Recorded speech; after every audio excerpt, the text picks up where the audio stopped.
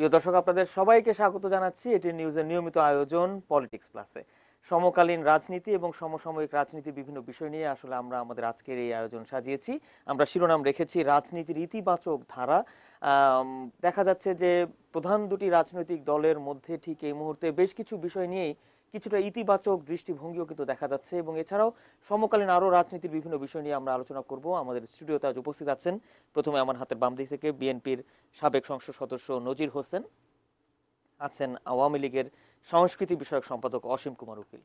আপনাদের দুজনকেই স্বাগত জানাচ্ছি আজকের এই আয়োজনে। আমি প্রথমেই এই যে ইতিবাচক যে ধারা, আমি অসীম দাকে দিয়ে একটু শুরু করতে চাই যে এই যে গত পরশু দিন সৈয়দপুর বিমানবন্দরে আপনি জানেন যে আওয়ামী লীগের সাধারণ সম্পাদক ওবায়দুল কাদের এবং বিএনপির মহাসচিব মির্জা ফখরুল ইসলাম আলমগীরের মধ্যে একটি সৌজন্য সাক্ষাৎ হয়েছে, এবং সেখানে পত্রপত্রিকায় গণমাধ্যমে যে খবরটি এসেছে যে ওবায়দুল কাদের গিয়েছেন, গিয়ে মির্জা ফখরুলের সঙ্গে দেখা করেছেন এবং তিনি বলে বেশ কিছু কথাবার্তাও হয়েছে এবং বলেছেন ওবায়দুল কাদের যে আমরা যেহেতু রাজনীতি করি তাই আলাপ আলোচনার পথ খোলা রাখাই ভালো।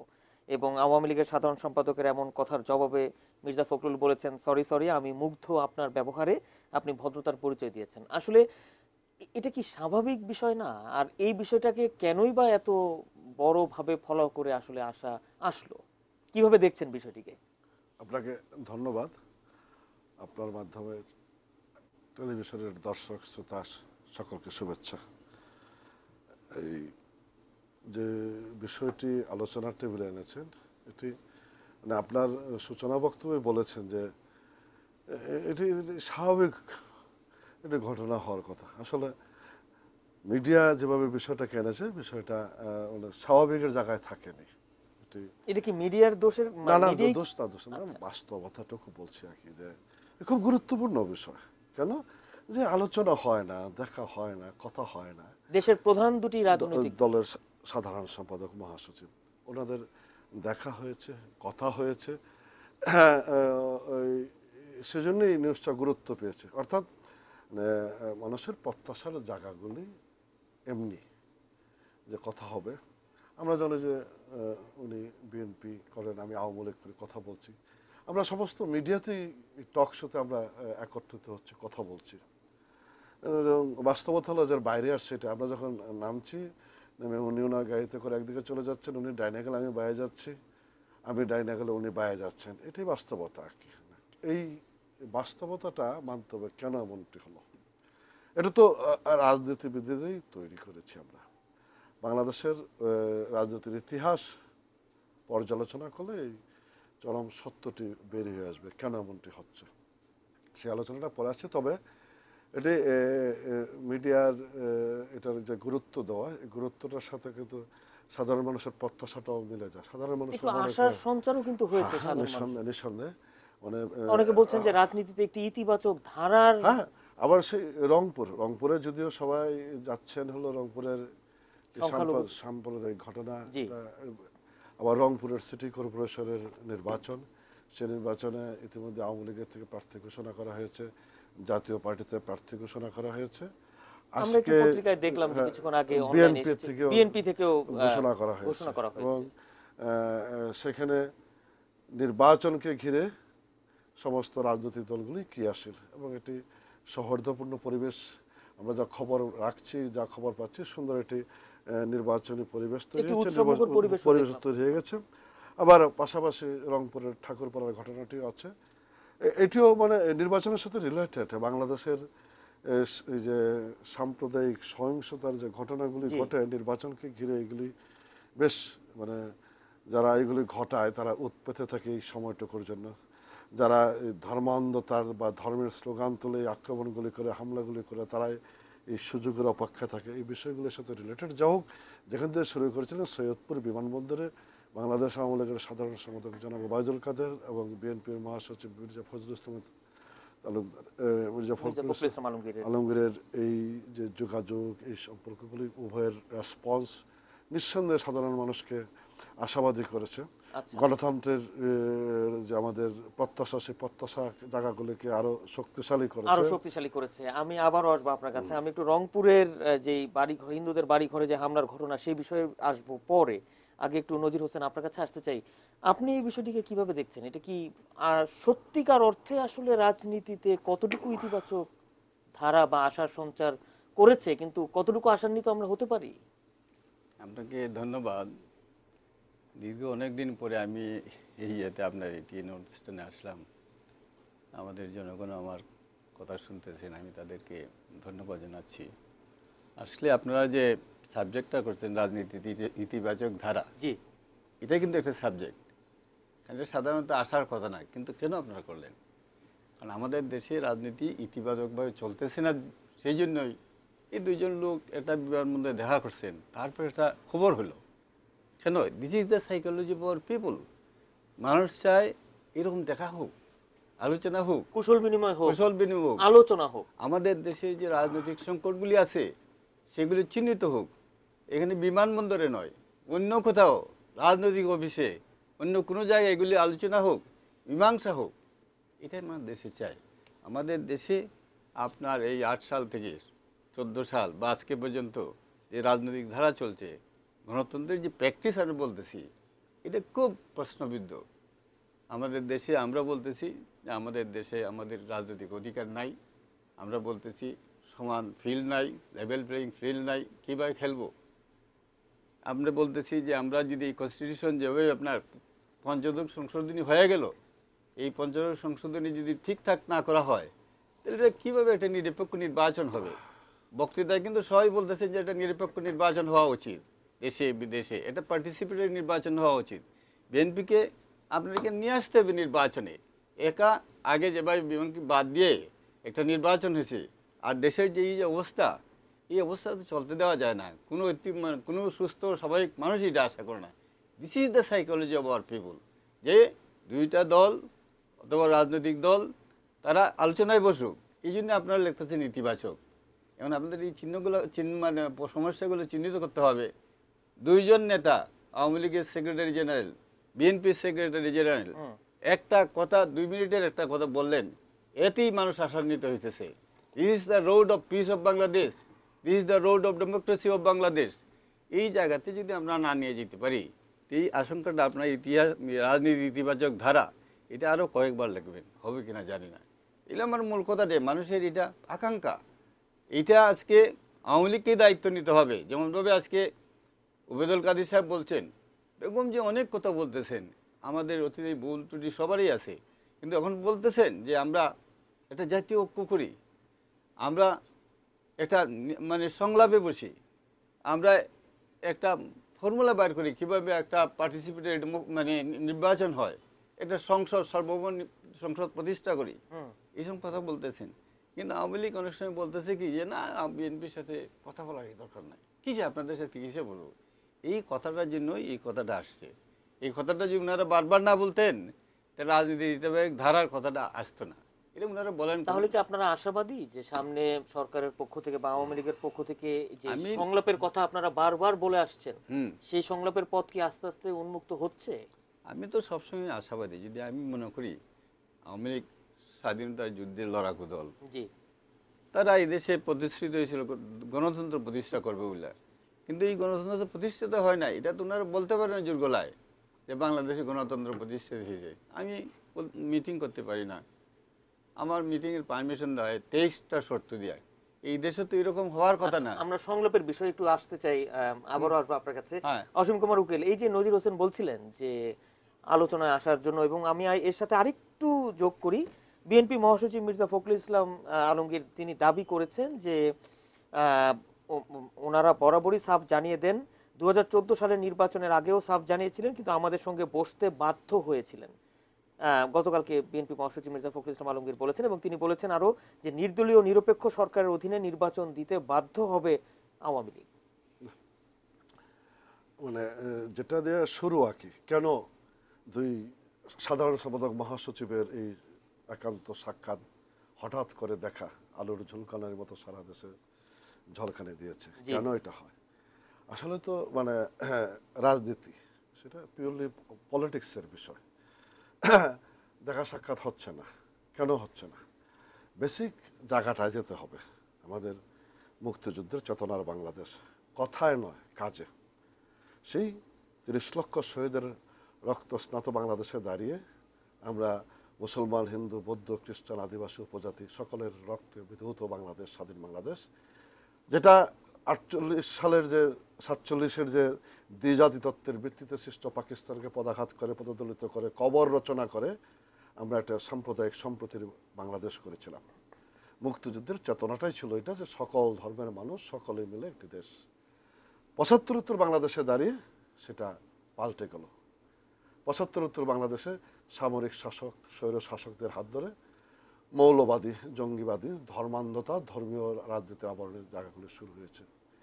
সেটার ধারাবাহিকতায় 75-এর 15ই আগস্ট মাননীয় সংসদ সদস্য দায়িত্ব পালন করেছেন। আমাদের দেশের ইতিহাসের একটি কলঙ্কজনক অধ্যায়, মানে পৃথিবীর রাজনীতির ইতিহাসে এত বড় ন্যাক্কারজনক, কলঙ্কজনক অধ্যায় ঘটেনি। সেইটা আমরা সকলে মিলে যখন শোক দিবস হিসেবে পালন করছি, জাতীয় শোক দিবস হিসেবে পালন করছি, সকলকে নিয়ে একটা জায়গায় দাঁড়ানোর চেষ্টা করছি, তখন 15ই আগস্ট কারো জন্মদিন পালন করা হয়। জন্মদিন কারো থাকতেই পারে, এটা 15ই আগস্ট জন্মদিন কেউ থাকবে না আমি তা বলছি না, কিন্তু যারা দেশের রাষ্ট্রীয় ক্ষমতায় ছিলেন, রাষ্ট্র পরিচালনা করেছেন, রাষ্ট্র পরিচালনা করতে চান, তাদেরও জন্মদিন হতে পারে, কিন্তু সেই জন্মদিনটা পালন করার ক্ষেত্রে একটু জাতীয় শোক দিবসের বিষয়টা মাথায় রাখতে হবে। সারা পৃথিবীর বাঙালিরা যখন এটাকে শ্রদ্ধাবনত চিত্তে স্মরণ করছে, তখন কারোর জন্মদিন থাকলে 15ই আগস্টের জাতীয় শোক দিবস না হোক শোক দিবস, এই নিন্দনীয় হত্যাকাণ্ডের বিষয়টা বিবেচনায় রেখে আমাদের অগ্রসর হতে হবে। কিন্তু আমরা যখন 15ই আগস্টের টঙ্গিপাড়ার মাজারে বঙ্গবন্ধু স্মৃতিতে শ্রদ্ধার্ঘ্য নিবেদন করছি, তখন কেউ বিরাট বড় কেক নিয়ে মহোৎসবে কেক কেটে উৎসবটা পালন করছে। এই যে 15ই আগস্ট শোক দিবসের প্রতি বৃদ্ধাঙ্গুলি প্রদর্শন, অনীহা প্রদর্শন, অশ্রদ্ধা প্রদর্শন, তারপরে তো কথা বলার জায়গাটাও বন্ধ হয়ে যায়।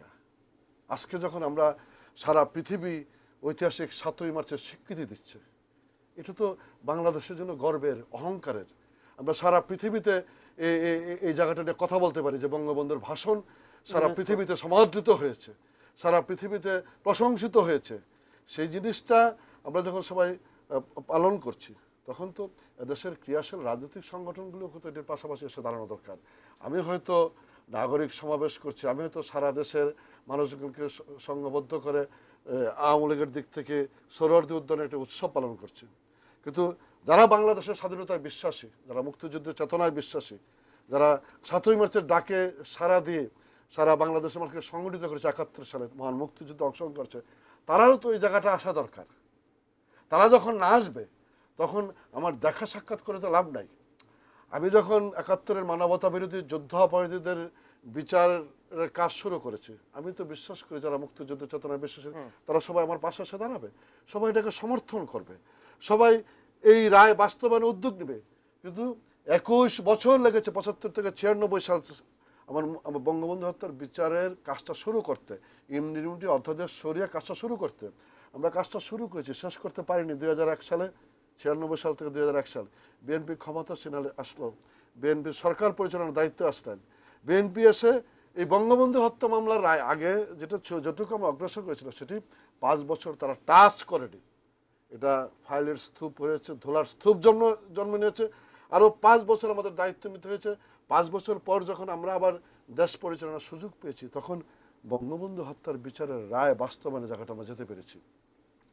এই অমীমাংসিত বিষয়গুলিকে সাথে রেখে আমরা পরস্পর পাশাপাশি বৈঠক করার মধ্যে দিয়ে সামগ্রিক সংকটের নিরসন হবে না।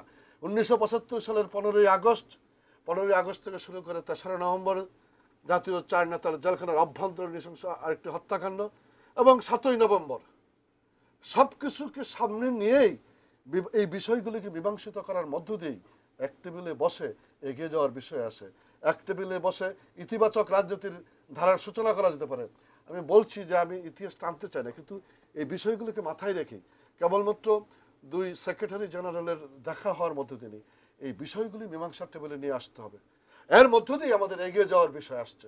আপনার অধিকার প্রতিষ্ঠা, আমি জনসভা করতে পারলাম কি পারলাম না সেটা অনেক পরের ব্যাপার, বেসিক জায়গাটা আমার এটি গণতান্ত্রিক ধারা। কিন্তু কেউ কেউ বলছেন যে 5 জানুয়ারি নির্বাচনের মতো আরেকটি নির্বাচন, আমরা এগুলি বলবেই তো, বলার জন্যই তো 5 জানুয়ারি নির্বাচন হয়েছে, 15 ফেব্রুয়ারি নির্বাচন হয়েছে, আমি বলবেন আমি তা বলছি না।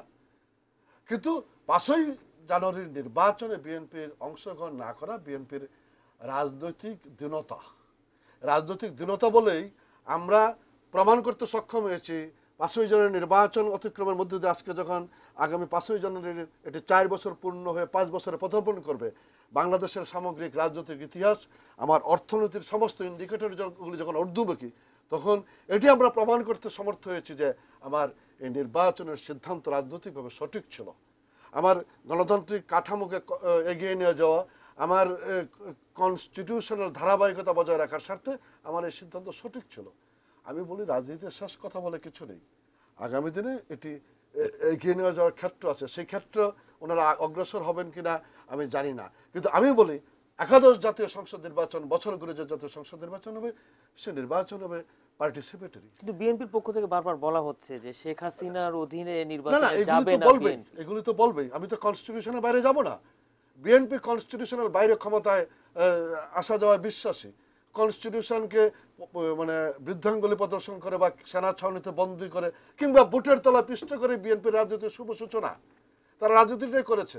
এবং এখনো এই হয়তো স্বপ্ন দেখে ভোরবেলা উঠলে শুনবো দেশ ও জাতির বৃহত্তম স্বার্থে আমরা ক্ষমতা গ্রহণ করেছি, এটা কইতে পারে। কিন্তু আমাদের সামগ্রিক রাজনীতিটা হলো কনস্টিটিউশনের ভিতর। কনস্টিটিউশনের ভিতরেই বিএনপিকে সমাধান খুঁজে নিতে হবে।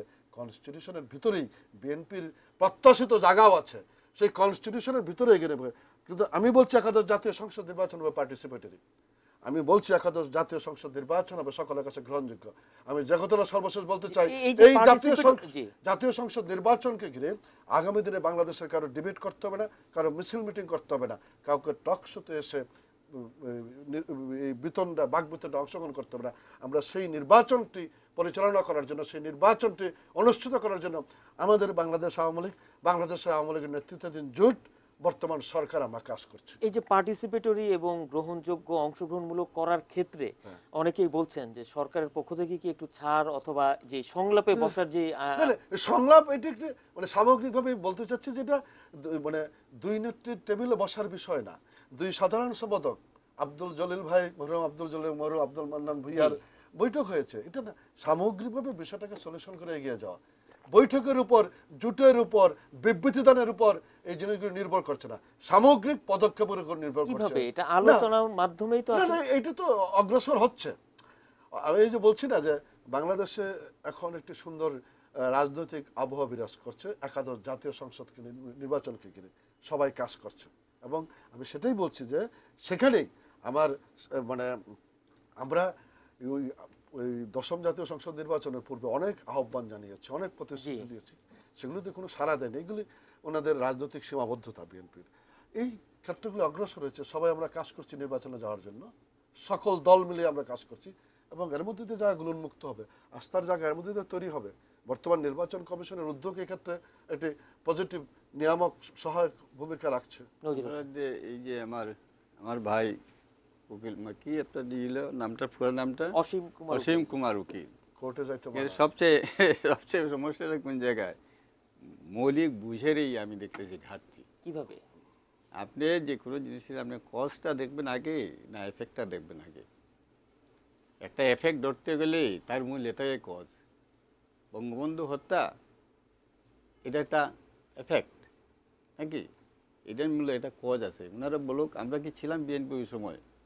না, বিএনপি তো তখন ছিল না, তাহলে 75-এর পরে হয়েছে, 75-এর পরে।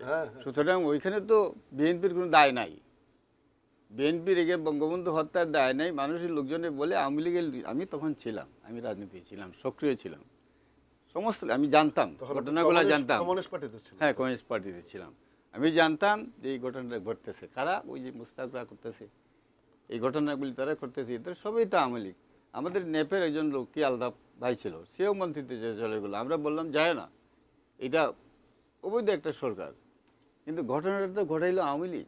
এটা তো এই কজটা তৈরি করলো আওয়ামী লীগ, বঙ্গবন্ধুর এই হোল ঘটনাটা। এখন এইটা রিলেটেড করে বিএনপির সাথে কথা বলা ঠিক না। এখন একটা কথা বলছেন উনি, ঠিক আছে, আমাদের কতগুলি মৌলিক বিষয় ডিফারেন্স হয়ে গেছে। বেগম জিয়ার উনি জন্মগ্রহণ করছেন 15ই আগস্টে, এখন কি আমরা বলতে পারবো উনি 16ই আগস্টে জন্মগ্রহণ করছেন? হ্যাঁ, এটা একটা আলোচনায় যদি যায় জাতীয়ভাবে, যে না এটা এইরকমভাবে যাতে বঙ্গবন্ধুর এই মৃত্যু দিবসটারে, কিন্তু অনেক জায়গায় তো বলা হয় যে দুটি জন্মদিনের তারিখ দুটি না, অথবা তিনটি। এইটা এই পরের নিয়েও তো- বিষয়, এটা তো আমাদের আমাদের এই জন্য আমাদের ডকুমেন্টস আছে, এগুলি আমরা দেখাইতে পারবো। এটা কেউ না কেউ তো এটা মীমাংসা করতে হবে। কিন্তু বিষয়টা হলো, আমার কথাটা হলো এইটা তো আলোচনার বিষয়, এটা একটা ঘটনা, এইটা মৌলিক বিষয় না। মৌলিক বিষয়টা হলো আমরা মুক্তিযুদ্ধ করছিলাম, দেশে গণতন্ত্র আসবে, গণতন্ত্র আসবে না কি আসলো না কেন? বিএনপি কি এই সময় ছিল? এই ব্যর্থতাটা কার? এই ব্যর্থতা বাকশাল তৈরি হলো কেন? বাকশাল যদি ওনারা তৈরি করে, এটা বঙ্গবন্ধু কিন্তু অনেকেই তো বলেন যে আমরা অনেকেই বলেন যে আমরা জাতির তো- পিতা আমরা তো বঙ্গবন্ধু তিনজন- এই যে 15 আগস্টের দিনে বেগম বিএনপি চেয়ারপারসন বেগম খালেদা জিয়ার যে কেক কাটা, এটা কতটুকু আসলে রাজনৈতিক শিষ্টাচারের মধ্যে পড়ে? এটা তো আলোচনার বিষয়, এটা প্রত্যেকেরই তো একটা রাইট আছে না? এটা প্রত্যেকের একটা রাইট আছে। আমি জন্মগ্রহণ করলাম যেদিন, এদিন কাটবো না তো অন্য কোন দিন কাটবো, কিন্তু এটা সম্মানের জন্য আমরা করতে পারি না একটা, এটা অন্য রকম করলাম। এটা একটা আলোচনার বিষয়, অনেক বিষয় তো আলোচনা আসতে পারে, আলোচনায় আপনি বসতে চান না। আমার মৌলিক প্রশ্ন হইল, এই দেশে গণতন্ত্র গেল কেন? বাকশাল আসলো কেন? 2014 সালেও তো এই যে অসীম কুমার উকিল বললেন, আমরাও তো দেখলাম যে আলোচনার জন্য ডাকা হয়েছিল, বিএনপি তো তখন সাড়া দেয়নি। শুনেন, আলোচনায় যেতে আপনার যে সমস্ত সংকটটা যে জায়গায় তৈরি হয়েছে, সেই সংকটটা হইল আওয়ামী লীগ চোল চাতুরি করে বিএনপির ক্ষমতার নির্বাচনের বাইরে রাখার একটা পরিকল্পনা। যদি পরিকল্পনা রাখেন, করে তাহলে বিএনপি কেন সেই না শুনেন, সেই দেখেন পরি- এখানে মানে- আমাদের সমস্যাটা কোন জায়গায়? সমস্যাটা কোন জায়গায়? এই যে আপনার পঞ্চদশ সংশোধনী হলো, আপনি দেখছেন ভালো করে পড়া, আপনি পড়ছেন 100 মানে উকিল নেই আপনি, না না, I am not a lawyer. Lawyer not lawyer, this is my তাইলে আপনার 123 ধারা পড়েন কনস্টিটিউশন, 124 ধারা পড়েন।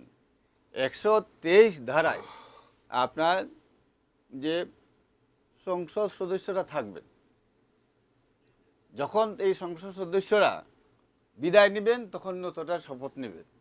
এখন এলো গিয়া 300-600 সংসদ সদস্য থাকে একটা পিরিয়ডে। আপনার যখন আপনার ওয়েস্টার্ন ডেমোক্রেসি আপনি প্র্যাকটিস করবেন, আপনি এখানে আইনা আমাদের দেশে ওয়েস্টার্ন ডেমোক্রেসি, এই যে 72 সংবিধান, এই বুদ্ধিমান উকিলরা ওনাদের এটা করে গেছিলেন, এটা দরকার ছিল না। আমাদের দেশ উপযোগী এটা করতে পারতেন। এই যে আজকে আমাদের দেশে জিয়াউর রহমান ধর্ম, বিসমিল্লাহ ইত্যাদি, এগুলো তো এখন আমাদের আমরা একটু বর্তমান প্রসঙ্গে দেখেন, আমি আসি। বলি, এই যে অসীম কুমার উকিল দেখেন বলছিলেন না, যে এইটাই সংবিধানের বর্তমানে, বাইরে আসলে না, এই যাওয়ার বিষয়টা সুযোগ- যদি আপনি না বুঝেন তো বর্তমানটা বুঝতে পারবেন না। কারণ আপনি যদি 123 ধারা না বুঝেন, যে সংশোধনীটা হয়েছে এটা না বুঝে, এইখানে ক্ষমতাটাকে কুক্ষিগত করে রাখার জন্য এটা কৌশল। এনে 24 ধারায় লেখা আছে যে আপনার এই সংসদ বাতিল করে দিতে হবে, উন্মুখ করতে পারবে, এগুলো দেখছেন আপনি? 24 ধারা পড়ছেন? তো দেখেন, তো এখন যদি এই সমস্ত ক্ষমতা রয়ে গেল আওয়ামী লীগের হাতে, তার রাষ্ট্রপতির হাতে, সংসদের হাতে, আমি একটা নির্বাচন করলাম, এই নির্বাচন করার পরের দিন তারা মনে করলো যে এটা তাদের পক্ষে জানি, বাতিল করে দিল, তা আমরা নির্বাচনে যাবো কেন? এই মিগুলির মীমাংসা হতে হবে। ওয়েস্টার্ন আপনি ওয়েস্টার্ন ডেমোক্রেসির কথা বলবেন, ওইখানে সংসদ থাকে না, আপনাকে 90 দিন আগে রিজাইন করতে হবে। এটা হ্যাঁ, এটা যদি এইরকম পরিস্থিতি থাকে, আমরা একটা মানে বর্তমান যে গভর্নমেন্ট থাকে তাদের অধীনে আমরা যাইতে সম্ভাবনা আছে। এগুলি যদি এরকম পরিস্থিতি তৈরি হয়, এবং সংসদ থাকবে, তারপরে আপনার রাষ্ট্রপতি থাকবে, আপনার সমস্ত ক্ষমতা আপনার হাতে যেটা বলা থাকবে, হয়েছে তখন তো খালি রুটিন মাফিক কাজ করবে না কোনো কিছুই করে না। এই সমস্ত সময়ে আমার কথাটা লিখে এই সম্ভাবনাই থেকে যায়। আমি এত অনিশ্চিতার মধ্যে যাবো কেন? বিএনপি এখানে যাবে। আপনি একটা নিরপেক্ষ নির্বাচন করবেন, এই নির্বাচনে আপনার কনস্টিটিউশনের 123 ধারা আপনার তুলে দিতে হবে। প্রথম কথা হলো, যদি এখানে নিরপেক্ষ নির্বাচনে আর জোর করে করতে চান তো করতে পারেন, এটা কোনো আপত্তি নাই। একটা ছোট বিরতিতে আর যাব। শুনেন, আমার কথাটা এখানে মৌলিক জিনিস, এই জন্য ওনাকে বলছিলাম কস্টটাতে আগে আসেন, এফেক্টে পড়ে যাবেন। কস্টটাতে আগে, উনি যদি কস্টটা না বুঝেন তো এফেক্ট নিয়ে তো আলোচনা করে লাভ নাই। আচ্ছা, কজের কথা বলছিলেন, একটা ছোট বিরতিতে যেতে হবে। প্রিয় দর্শক, আমরা আছি পলিটিক্স প্লাসে, একটা ছোট বিরতিতে যাচ্ছি, একটু পরে ফিরছি, সঙ্গেই থাকবেন।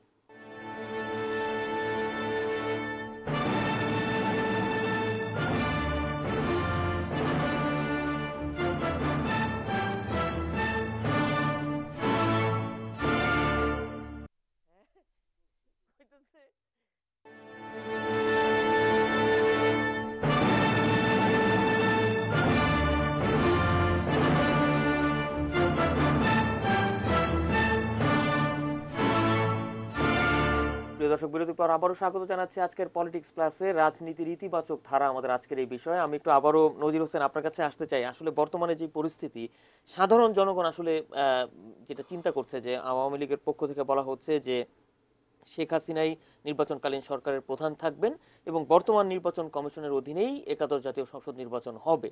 এখন এই অবস্থা যদি হয় তাহলে কি বিএনপি সেই নির্বাচনে যাবে? আমার কথাটা হলো যে আমরা দেশে প্রথমে অনেক আগেই, যদিও এটা উচিত ছিল না, এটা ওয়েস্টমিনিস্টার টাইপ অফ ডেমোক্রেসি দেশে চালু হয়েছে, সংবিধান হয়েছে। ওইটার মূল্যবোধ আর এখনকার যে মূল্যবোধ প্রধানমন্ত্রী শেখ হাসিনার অধীনে সরকারের, এটি এক কিনা একটা বিষয়। কিন্তু আমরা লেভেল প্লেয়িং ফিল্ডের কথা বলি।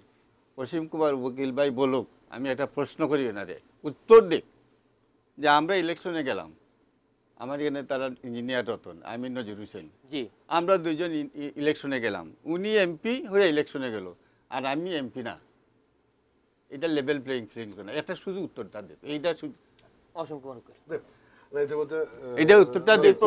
এটা লেভেল প্লেয়িং ফিল্ড বলতেছে, উনি একজন এমপি, তার পেছনে আপনার পুলিশ যাবে, তার পেছনে আপনার যাবে, বিডিআর যাবে, বিজেপি যাবে, তার অধীনে তোমার কিন্তু নির্বাচন কমিশনের অধীনে যখন হবে তখন তো আসলে অনেক ক্ষমতা তার থেকে যায়। এই জন্য যারা ক্ষমতার পিছনে প্রশাসন তার পিছনে দৌড়াদৌড়ি করে। আমার পিছনে দৌড়বে নাকি?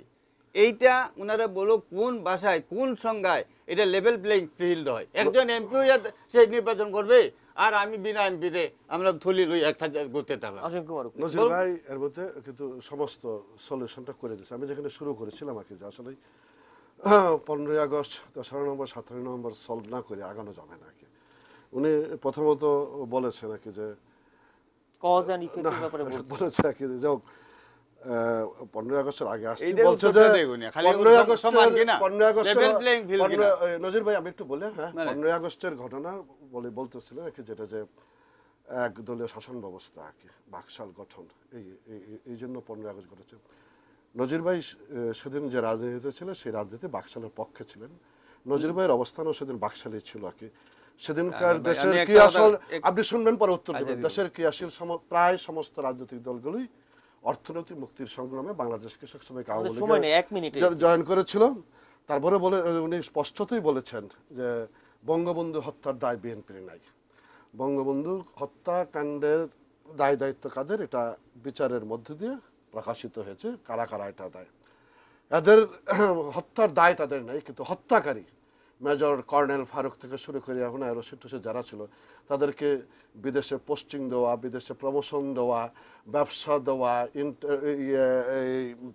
দেশের রাজনীতিতে অনুপ্রবেশ করে এমপি বানানো, সকল দায় দায়িত্ব ওনাদের আছে আর কি। বঙ্গবন্ধু হত্যার কোনো দায় নাই, হত্যাকারীদের পুনর্বাসনের সমস্ত দায়গুলি আছে।